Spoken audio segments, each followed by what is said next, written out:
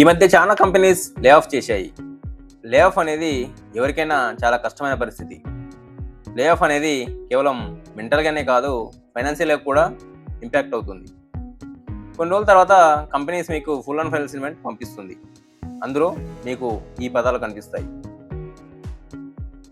Salary till last working day, severance pay, retrenchment compensation, notice pay, leave encashment, gratuity, bonus, TDS.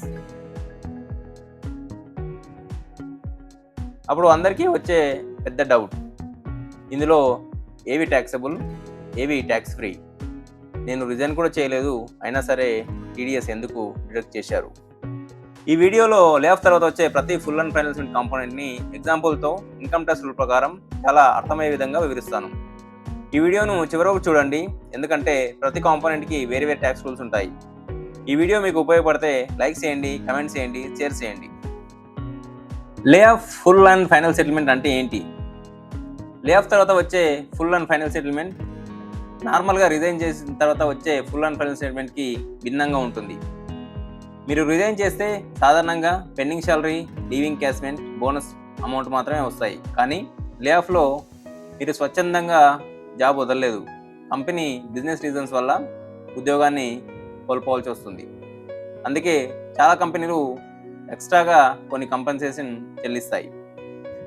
ఒక normal lay off full and final సెటిల్మెంట్లో ఈ components ఉండొచ్చు: salary till date, salary in lieu of notice, severance compensation, retrenchment compensation, leave encashment, bonus లేదా variable pay, gratuity, reimbursements, recoveries. ఇప్పుడు ఒక్కో కాంపోనెంట్ని డీటెయిల్గా explain చేద్దాం. First one, salary till last working day. Example, Raj అనే ఒక employee monthly 1 lakh gross salary వస్తుందనుకుందాం. Company lay off చేసింది. అతనికి last working day July 15th, అంటే అతను ఆ నెలలో 15 days మాత్రమే వర్క్ చేశాడు. కాబట్టి అతనికి 50,000 పెండింగ్ శాలరీ వస్తుంది. దీనికి అప్లై అయ్యే ట్యాక్స్ రూల్, ఇది పూర్తిగా శాలరీగానే పరిగణింపబడుతుంది. అందువల్ల ఇది 100% ట్యాక్సబుల్. మీరు రిజైన్ చేశారా, రిటైర్ అయ్యారా, లేకపోతే లే ఆఫ్ అయ్యారా అనే విషయం ఇక్కడ ముఖ్యం కాదు. శాలరీ అంటే శాలరీ, అది పూర్తిగా ఇన్కమ్ ఫ్రమ్ శాలరీ కింద ట్యాక్సబుల్ అవుతుంది. Second one, salary in lieu of notice are notice pay. Lay off టైంలో చాలా కంపెనీలు నోటీస్ పీరియడ్ సర్వ్ చేయమని అడగవు. దానికి బదులుగా నోటీస్ పీరియడ్కి సంబంధించిన శాలరీ ఒకేసారి క్రెడిట్ చేస్తాయి. ఎగ్జాంపుల్, నోటీస్ పీరియడ్ 3 months అనుకుంటే మంత్లీ శాలరీ 1 lakh, మొత్తం నోటీస్ పే 3 months. దీనికి pay in lieu of notice, notice pay, garden leave pay, salary continuation అని కూడా పిలుస్తారు. దీనికి అప్లై అయ్యే ట్యాక్స్ రూల్, ఈ అమౌంట్ కూడా శాలరీగానే పరిగణింపబడుతుంది. అందువల్ల ఇది పూర్తిగా ట్యాక్సబుల్. మీరు ఉద్యోగం చేయకపోయినా ఇన్కమ్ ట్యాక్స్ డిపార్ట్మెంట్ దానికి ఎంప్లాయర్ నుంచి వచ్చిన శాలరీని చూస్తుంది. అంటే లే ఆఫ్ అయ్యారని దీనికి ఎలాంటి ప్రత్యేక ట్యాక్స్ ఎగ్జెంప్షన్ ఉండదు. సెవరెన్స్ పే ఇప్పుడు చాలా ఇంపార్టెంట్ అయిన కాంపోనెంట్. సెవరెన్స్ పే ఇది కంపెనీ చట్టపరంగా తప్పనిసరిగా ఇవ్వాల్సిన పేమెంట్ కాదు. ఎంప్లాయీ ఫైనాన్షియల్గా స్ట్రాంగ్ అవ్వడానికి కంపెనీస్ స్వచ్ఛందంగా ఇచ్చే కంపెన్సేషన్. సాధారణంగా ఈ కారణాల వల్ల ఇస్తారు: workforce reduction, business restructuring, cost cutting, business closure, position elimination. Example, company 6 months శాలరీని సెవరెన్స్ పేగా ఇస్తే మంత్లీ శాలరీ 1 lakh, అంటే సెవరెన్స్ పే 6 lakhs. దీనికి ట్యాక్స్ ఎలా వర్తిస్తుంది? ఇక్కడ చాలామంది కన్ఫ్యూజ్ అవుతారు. ప్రైవేట్ సెక్టర్ ఎంప్లాయీస్ విషయంలో సాధారణంగా సెవరెన్స్ పే శాలరీ ఇన్కమ్గానే పరిగణింపబడుతుంది, అంటే ఇది fully taxable. Fourth one, retrenchment compensation. ఇప్పుడు సెవరెన్స్ పే మరియు రిట్రెంచ్మెంట్ కాంపెన్సేషన్ మధ్య తేడా చూద్దాం. ఈ రెండు ఒకటే కాదు.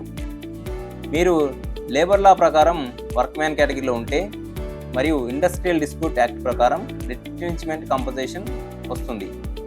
ఇన్కమ్ ట్యాక్స్ యాక్ట్లో సెక్షన్ 10 of 10B ప్రకారం కొంత ట్యాక్స్ ఎగ్జెంప్షన్ ఉంటుంది. రిట్రెంచ్మెంట్ కంపన్సేషన్ 6 lakh అవుతే సెక్షన్ 10 of 10B ప్రకారం ట్యాక్స్ ఫ్రీ అమౌంట్ ఈ అమౌంట్లో ఏది తక్కువ అయితే అది వర్తిస్తుంది. First one actual compensation received, second one statutory limit 5 lakhs. Formula ప్రకారం 15 days salary into completed number of years. Example monthly salary 1 lakh అవుతే కంప్లీట్ ఇయర్స్ 3 years అయితే 15 days శాలరీ 50,000. 50 into 3 years 1,50,000. ఈ మూడు అమౌంట్లో తక్కువది 1,50,000 అంటే 1,50,000 మాత్రమే ట్యాక్స్ ఫ్రీ, మిగిలిన 4,50,000కి tax కట్టాల్సింది. అందుకే మీ స్టేట్మెంట్లో సివరెన్స్ pay ఉందా లేక రిట్రెంచ్మెంట్ కంపెన్సేషన్ ఉందా అనేది తప్పకుండా చూసుకోవాలి, ఎందుకంటే ట్యాక్స్ రూల్స్ రెండింటికి వేరువేరుగా ఉంటాయి. Fifth component leave encashment. మీ దగ్గర ఇంకా 25 అర్న్ లీవ్స్ బ్యాలెన్స్ ఉంటే కంపెనీ మీ శాలరీ ప్రకారం 75,000 చెల్లించింది అనుకుంటే దీనికి వర్తించే ట్యాక్స్ ప్రైవేట్ సెక్టర్ ఎంప్లాయీస్కి ఇన్కమ్ ట్యాక్స్ యాక్ట్ ప్రకారం మ్యాక్సిమం 25 lakhs వరకు ఎగ్జెంప్షన్ ఉంటుంది. అదే గవర్నమెంట్ ఎంప్లాయీస్కి అయితే రిటైర్మెంట్ సమయంలో లభించే లీవ్ ఇన్కాష్మెంట్కి ఫుల్గా ట్యాక్స్ ఫ్రీ ఉంటుంది. Sixth component bonus and variable pay. కొన్ని సందర్భాల్లో లే ఆఫ్ కంటే ముందే యాన్యువల్ బోనస్ అనౌన్స్ చేస్తారు. Example performance bonus 1,50,000, variable pay 75,000. దీనికి వర్తించే ట్యాక్స్ ఈ రెండు కూడా శాలరీ ఇన్కమ్గానే పరిగణిస్తారు, అందువల్ల ఇవి పూర్తిగా ట్యాక్సబుల్. జాబ్ ముగిసిన తర్వాత కూడా ట్యాక్స్ రూల్ మారదు.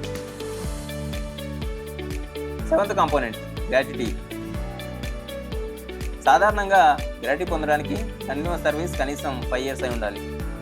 డెత్ ఆర్ యాక్సిడెంటల్ కేసులో ఈ కండిషన్ వర్తించదు. ఎగ్జాంపుల్ మీరా 9 years పనిచేసి లే ఆఫ్ అయితే ఆమెకు గ్రాట్యుటీ 5,20,000 వచ్చింది అనుకుంటే ట్యాక్స్ రూల్ గవర్నమెంట్ ఎంప్లాయీస్కి గ్రాట్యుటీ పూర్తిగా ట్యాక్స్ ఫ్రీ, కానీ ప్రైవేట్ ఎంప్లాయీస్కి సెక్షన్ 10 of 10 ప్రకారం ఎగ్జామ్షన్ ఈ మూడింట్లో ఏది తక్కువ అయితే అది వర్తిస్తుంది. First one actual gratuity received 20 lakhs statutory limit, completed years into 15 days. Example monthly salary 2 lakhs, completed service years 6 days.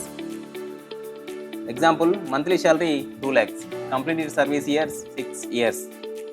15 days salary 1 lakh, 1 into 6 lakhs. ఈ మూడు అమౌంట్స్లో ఏది తక్కువ అయితే అదే ట్యాక్స్ ఫ్రీ అవుతుంది, అంటే 5,20,000 is tax free. Lay off వల్ల gratuity rule మారదు. Eighth component recoveries. కొన్ని సందర్భాల్లో కంపెనీస్ రికవరీ కూడా చేస్తాయి. ఎగ్జాంపుల్ ల్యాప్టాప్ రిటర్న్ చేయకపోతే, శాలరీ అడ్వాన్స్ తీసుకున్నట్లయితే, company loans, food card balance, insurance recovery etcetera. ఇవి ఇన్కమ్ కాదు, కేవలం మీకు రావాల్సిన అమౌంట్ను కంపెనీ తీసుకుంటుంది, కాబట్టి మీకు వచ్చే ఇన్కంలో అది తగ్గుతుంది, అందువల్ల వీటిపై ట్యాక్స్ ఉండదు. ఇప్పుడు అన్ని కాంపోనెంట్స్ సమ్మరీ చూద్దాం. Salary fully taxable, notice pay fully taxable, severance pay fully taxable, retrenchment compensation some relief under section 10 of 10B, bonus fully taxable, leave encashment partially exemption, gratuity as per gratuity rules. ఇక్కడ ఒక విషయం గమనించినట్లయితే salary, notice pay, severance pay, bonus components వంటివి ఎక్కువగా taxable కావడం వల్ల మీ tax లెవెలిబిలిటీ కూడా పెరగవచ్చు. Section 89 of 1 relief. ఒకవేళ లే ఆఫ్ సమయంలో ఒకేసారి పెద్ద అమౌంట్ రావడం వల్ల మీరు హైయర్ ట్యాక్స్ డబ్బులోకి వెళ్తే అలా వచ్చిన అమౌంట్లో ప్రీవియస్ ఫైనాన్స్ ఇయర్కి సంబంధించిన శాలరీ అరియర్స్ ఏమైనా వస్తే సెక్షన్ 89 of 1 కింద రిలీఫ్ క్లెయిమ్ చేసుకోవచ్చు. దానికోసం ఇన్కమ్ ట్యాక్స్ పోర్టల్లో ఫామ్ 10E తప్పనిసరిగా సబ్మిట్ చేయాలి. లే ఆఫ్ సమయంలో ఎంప్లాయీస్ చేసే common mistakes. Number 1 severance pay tax free అనుకోవడం. ప్రైవేట్ సెక్టార్లో ఇది సాధారణంగా సరైనది కాదు. నెంబర్ 2 సెటిల్మెంట్ అగ్రిమెంట్లో పదాలు పట్టించుకోకపోవడం. సెవరెన్స్ పే మరియు రిట్రెంచ్మెంట్ పేకి ట్యాక్స్ రూలు వేరువేరుగా ఉంటాయి. నెంబర్ 3 బ్యాంక్ అకౌంట్లో క్రెడిట్ అయిన అమౌంట్ మాత్రమే చూడడం, దానికి బదులుగా FNFలో ప్రతి లైన్ ఐటమ్ను వెరిఫై చేయాలి. Number 4 income tax return file చేసే ముందు ఫామ్ 16ని చెక్ చేయకపోవడం. కొన్ని సందర్భాల్లో TDS ఎక్కువగా డిడక్ట్ అయి ఉండవచ్చు, అప్పుడు మీకు ట్యాక్స్ రిఫండ్ వచ్చే అవకాశం ఉంటుంది. వన్ ఇంపార్టెంట్ థింగ్, మీకు ఫుల్ అండ్ ఫైనల్ సెటిల్మెంట్ వచ్చిన వెంటనే అందులో కాంపోనెంట్స్ని లెక్కించి మీ మొత్తం ట్యాక్స్ లయబిలిటీ ఎంత వస్తుందో ఒకసారి చూసుకోవాలి. ఒకవేళ టీడీఎస్ కట్ చేసిన తర్వాత కూడా మీరు ఇంకా ట్యాక్స్ చెల్లించాల్సి ఉంటే అడ్వాన్స్ ట్యాక్స్ను నిర్ణీత గడువులో చెల్లించాలి. లేకపోతే ఇన్కమ్ ట్యాక్స్ యాక్ట్ ప్రకారం సెక్షన్ 234B అండ్ 234C కింద ఇంట్రెస్ట్ లేదా ఎక్స్ట్రా ఛార్జెస్ వచ్చే అవకాశం ఉంటుంది. కాబట్టి ఎఫ్ఎన్ఎఫ్ వచ్చిన తర్వాత దాన్ని కేవలం బ్యాంక్ అకౌంట్లో క్రెడిట్ అయిన అమౌంట్ మాత్రమే చూడకుండా ట్యాక్స్ ప్లానింగ్ కూడా వెంటనే చేసుకోవడం చాలా ముఖ్యం. Final touch. లే ఆఫ్ అనేది జీవితంలో చాలా క్లిష్టమైన పరిస్థితి. అలాంటి సమయంలో ట్యాక్స్ గురించి లేదా సెటిల్మెంట్ గురించి కన్ఫ్యూజన్ ఉండకూడదు. కాబట్టి ఫుల్ అండ్ ఫైనల్ సెటిల్మెంట్ను యాక్సెప్ట్ చేసే ముందు తప్పకుండా ఈ కంపోనెంట్ అన్నింటినీ పరిశీలించండి. Salary till last working day, notice pay, severance compensation, retrenchment compensation, leave encashment, bonus, gratuity, recoveries, TDS. ప్రతి కంపోనెంట్ను ఎలా క్యాలిక్యులేట్ చేశారో, ఏది ట్యాక్సబుల్, ఏది ఫ్రీ అన్న విషయం తెలుసుకుంటే మీ కంపెనీ సెటిల్మెంట్ సరిగ్గా చేసిందా లేదా అనేది మీరు స్వయంగా వెరిఫై చేసుకోవచ్చు. డిస్క్లైమర్: ఈ వీడియో ద్వారా lay off, full and final సెటిల్మెంట్లో ఉండే వివిధ కాంపోనెంట్స్ని మరియు వాటి ట్యాక్స్ రూల్స్ గురించి అవగాహన కల్పించడానికి ప్రయత్నించాను. ప్రతి వ్యక్తి పరిస్థితి, సర్వీస్ పీరియడ్, శాలరీ స్ట్రక్చర్ మరియు వారు తీసుకున్న అమౌంట్స్ వేరుగా ఉండొచ్చు.